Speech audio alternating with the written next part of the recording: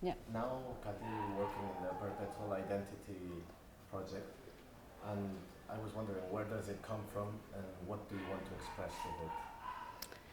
Okay. The idea came from the Civil War. I was 15 when Civil War started.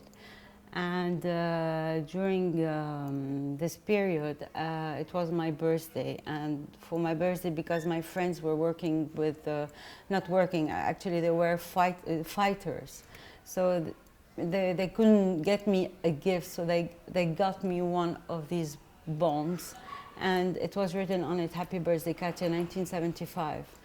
I kept this piece at home for 15 years, and then I got married, left for Dubai, and my mom got rid of it. And then when the war started in Syria, I remember that I just had flashbacks from the war, because something I can never forget. And the thing that is the most powerful in the war and gets into your core is the bombs. It's the sound of the departure, the, the, the sound of the bomb over your head, or you don't hear it over your head, but you hear it explode somewhere in the neighborhood, and you are really, really scared. And this is something you can never forget.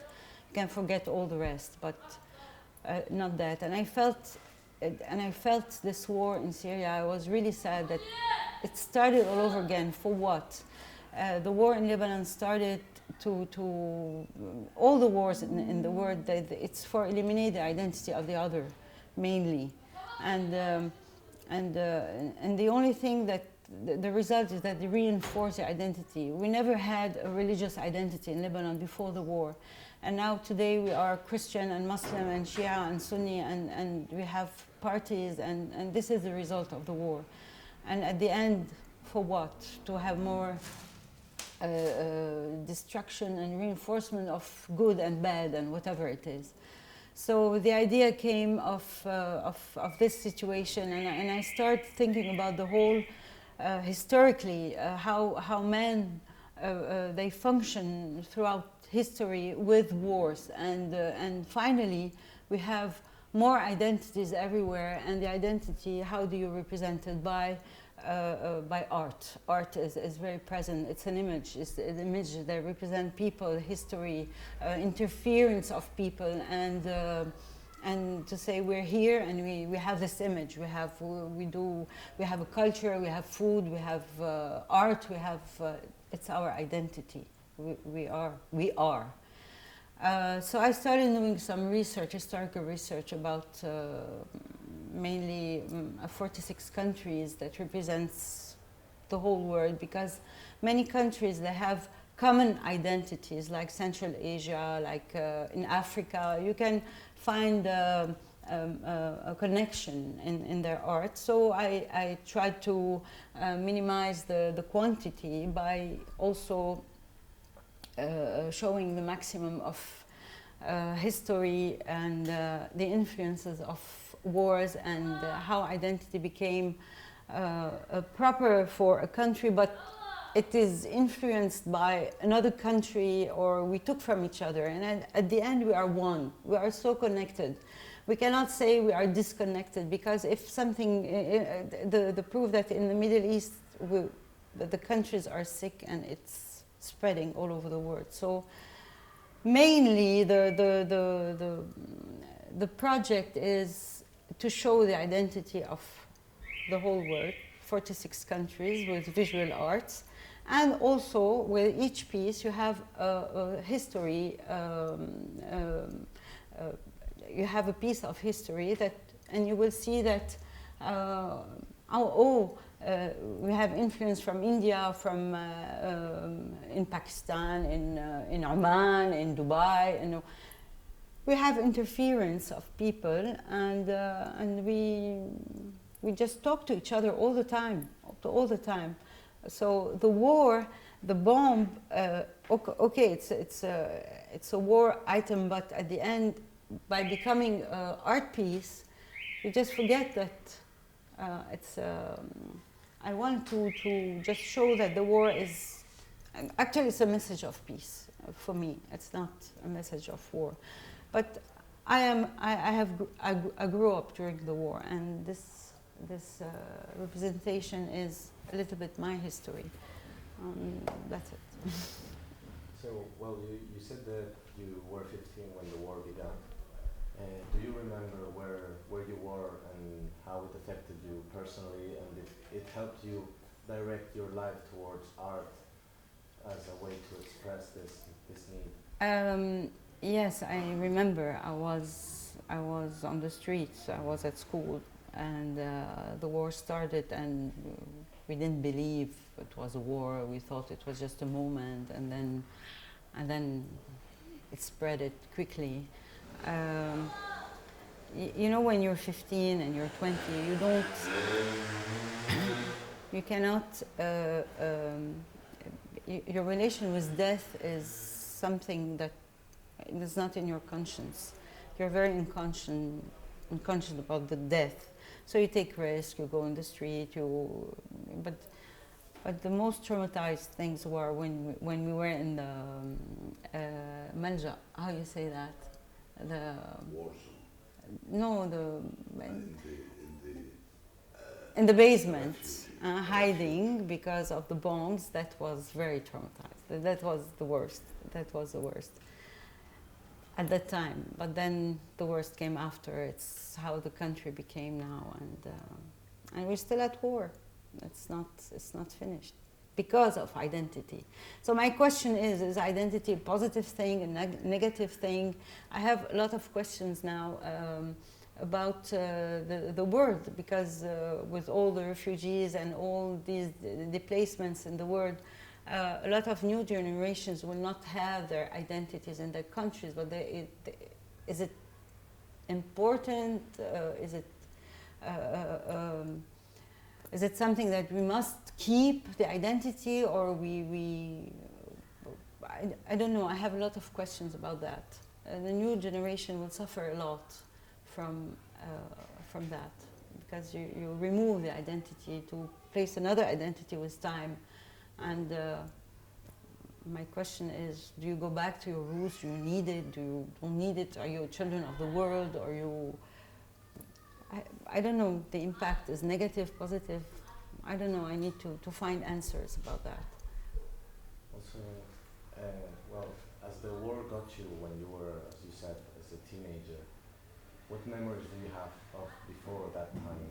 Before that time, you know, I didn't know which I knew I was Christian, but I didn't know if I was Maronite or whatever. I didn't know. I knew it 4 years after the war. I asked my father, what are we? I didn't know there was Muslims and Christians, and I didn't know that. We grew up in a family where we never made a difference, and Lebanon was like that. We were living with other dreams, other normal life. But since the war, it's not normal anymore. It's like there is a separation that is, the separation is not natural.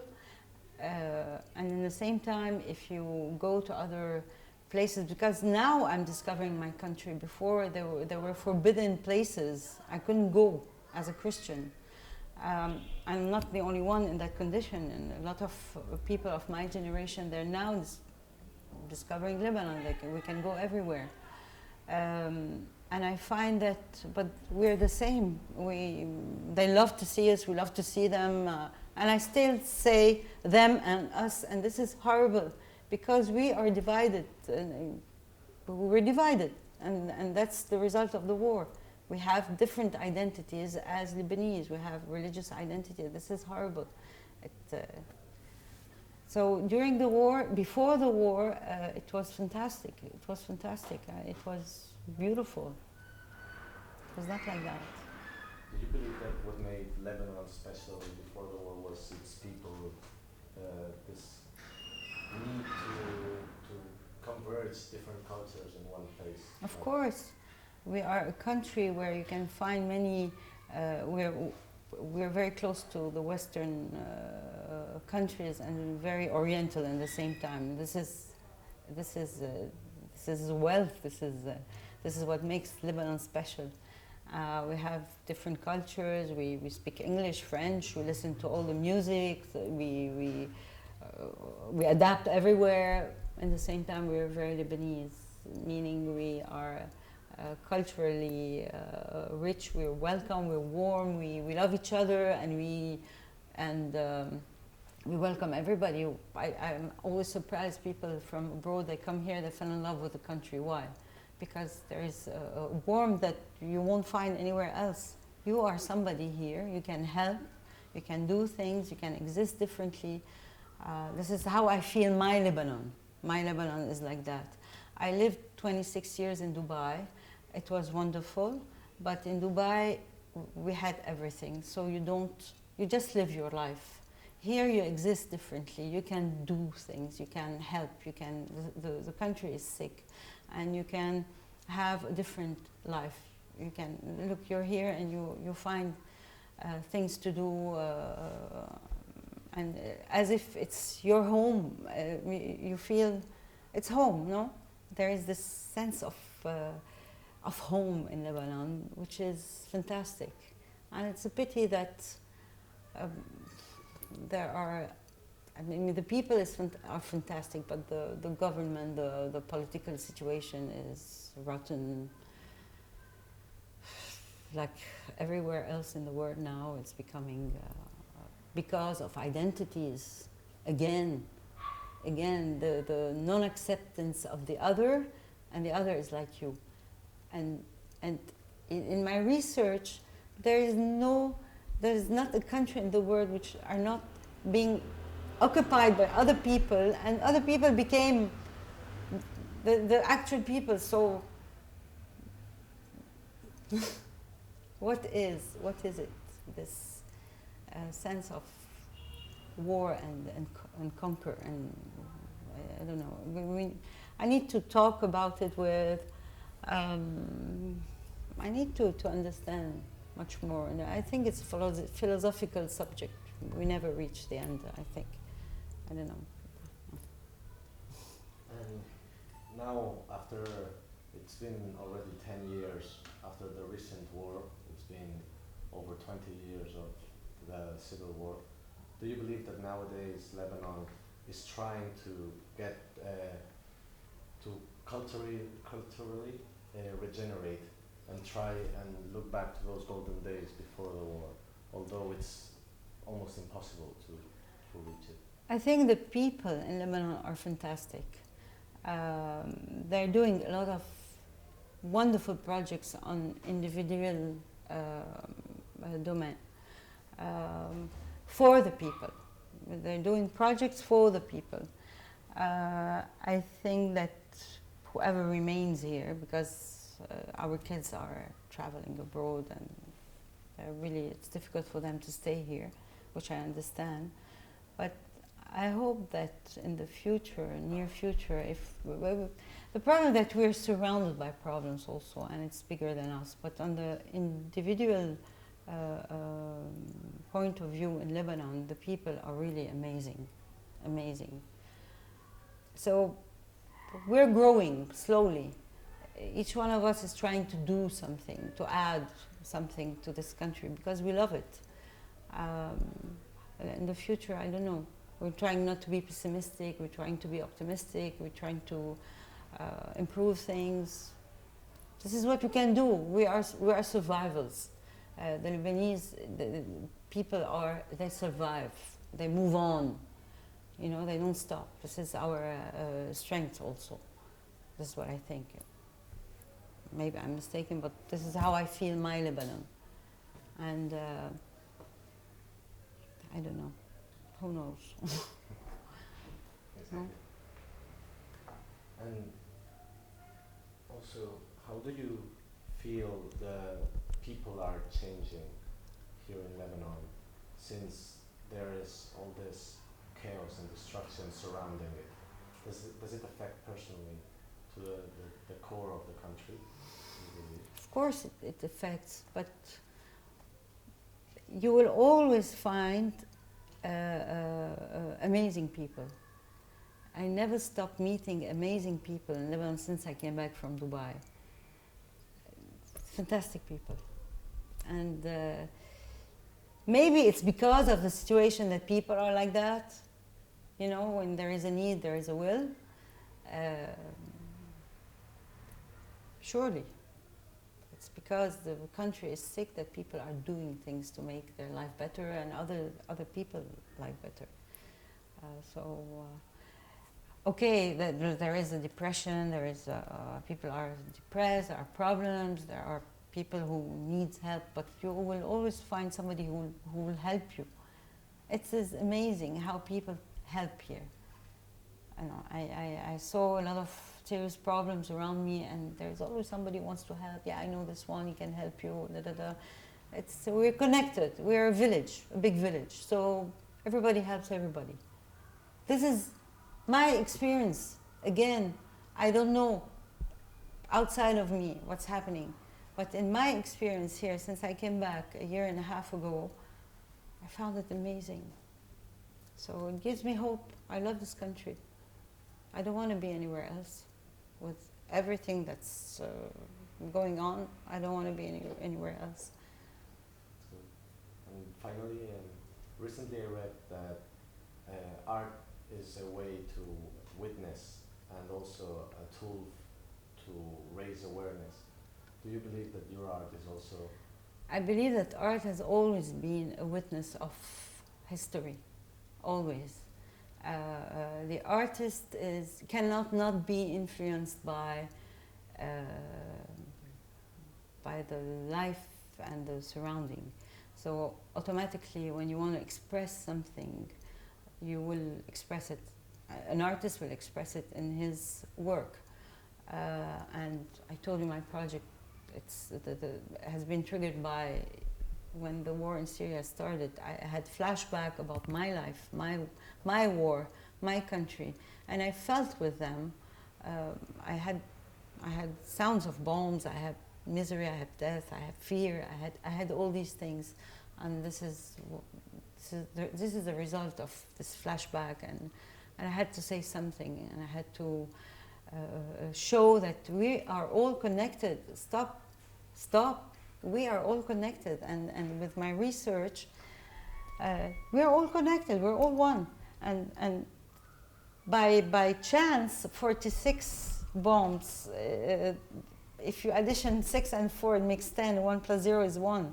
So it happened like that. But we are all one. We're all connected. We cannot separate. We have to accept the other. But how to reach this acceptance? Why the different? Is it the identity that makes us different in the non-acceptance of the other, or I don't know. We need to talk about it. We need to talk about it. Like we need to talk about the war, because the war here is a taboo subject. Our kids, they don't know much about the war, what we lived, we as parents. We need to talk about all that. We need to take it out and talk about it. It's important. What was your question? It was about if you see art as a tool. Yeah, art. I see art around me. I see Armenian art, Palestinian art, Lebanese art. It's all about, there is something about the war, which is normal. In a nice way, in an ugly way, but we all talk about this. This is what I see in the work. Some artists, they talk about Lebanon. They highlight the beauty of Lebanon. They will maybe talk about something else, but it's about country, it's about identity, it's about situations, actual situations. Not necessarily about misery, but about actual. And yes, the artist his work is a witness of actual life. It has always been. Even during the period of Picasso, there were no war, but he had women in his life, he had love stories, so it was his life that he was painting. And each artist will paint his life and what inspires him. Can be love, can be hate, can be war, can be anything, but it's a story. Art is a story. And you can retrace stories by reading paintings or sculptures or whatever. There's a story behind every creation. great. And also, finally, do you believe that also, as I was saying before, about the regeneration of the country, I've noticed, for example, you with the perpetual identity, Ayman Balbaki with the destruction, Katanani with the refugees. Exactly. But all this, you're playing with the topic of war, but you yourself, you're regenerating the cultural level of the country. You're bringing it back by using war as a topic. What do you think about it? I think that we need to talk about it. I think that I cannot, you know, for years in Dubai I was painting mainly my life, my adaptation to a new life, and there was no war in my painting because I didn't want to talk about it, I didn't want to remember. And then finally I came back to it with this project of Generation War, and then I had this pleasure of remembering. There is this bizarre, when I look at a picture from the war, I have this attachment to it, of this moment. It's like a nostalgia. It's very strange. I love it. I was there, I lived it, and it's part of my life. So it became not anymore the enemy of my life, this part of my life. It's 15 years, it became my life, and I love it. I loved it because I learned a lot, and it was not a nice experience, but it was an experience that made me today who I am. Like all experience in life. For me, there are only experience in life will teach you how to grow up, and to become more human, more tolerant, or not, mind you, depends of each one. So the fact that Ayman or Katamani or me, we talk about war, it's because we have things to say to the new generation or to people, because there is suffering. There is something, we need to take it out. And if we take it out in a nice way, it's even better, which they're doing. They have amazing work. So the work is, in the same time, it's about war, but it's the violence in it is hidden behind art, beautiful art. I don't mind seeing war in art, but it should be with the artistic, beautiful medium, like they're doing. I don't want to show ugly things. I don't want to show destruction. I don't want to show pain or this. I want to show history. This is my. I need to see in art beautiful things. I don't want to see ugly and death, but something that emotionally will touch you, and you feel it's amazing because it talks to you. It talks to you, and you relate to it, and you understand it, and you understand why. And it's like the piece is telling you, I understand you too. You know, there's this communication between an art piece and you. We understand each other. It's like when you meet a person, we have things in common that belongs to your life. It's like when you watch a movie or you see a picture, or you find yourself in it. And this is when it's amazing. Thank you very much. Very good. Very, very good. And one second, and one last question. Yeah. Today, when we were walking around, we saw a sentence in a graffiti. Yeah. And it said, before I die, I want Lebanon to be, and like, before I die, I want Lebanon to be so many things, but mainly I think that love is the most incredible energy that you can have, that makes miracles.